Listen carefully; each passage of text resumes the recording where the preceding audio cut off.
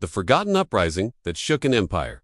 The rebellion history tried to erase. In the year 1857, something extraordinary happened. But not in the way you've been told. We retaught to remember it as the First War of Indian Independence, or the Sepoy Mutiny. But behind those cold textbook labels lies a story so fierce, so human, and so raw. It was buried under politics, rewritten by victors, and dismissed by those who feared what the truth could ignite. The British East India Company had ruled with profit as its god. To them, India was not a people, it was a ledger. Cultures were dismantled, soldiers refused to they were imprisoned. The next day, their comrades broke them out, and just like that, fire leaped from town to town. Sacred traditions mocked, taxes bled villages, dried, and when the crops failed, mothers watched their children starve while warehouses overflowed with exported grain. What if I told you, it wasn't just a mutiny of soldiers, but a rebellion of broken hearts, shattered oaths, and crushed civilizations? Let's go back to the dust-choked plains of northern India. But the real flame was lit, not by an army, but by a cartridge. The new Enfield rifles required sepoys to bite cartridges, greased with pig and cow, sacrilege to both Muslim and Hindu soldiers. It was poets penning verses in candlelight. It was farmers turning sickles into weapons. It was ordinary people refusing to live under the boot of arrogance any longer. Kanpur, Lucknow.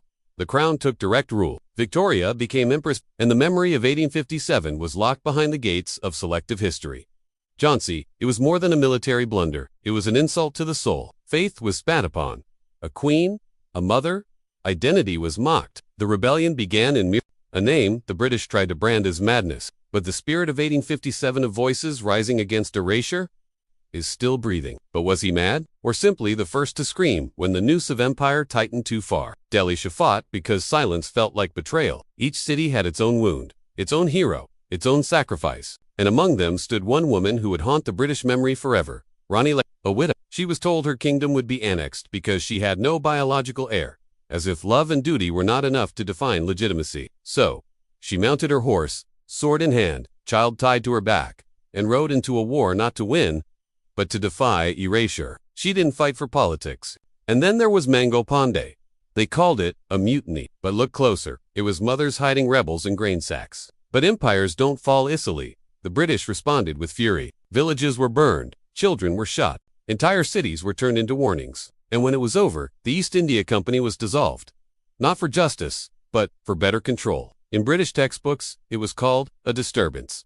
In Indian ones, it became a symbol, but a simplified one, and what was lost was the real heartbeat. The heartbreak of soldiers who once pledged loyalty and were betrayed.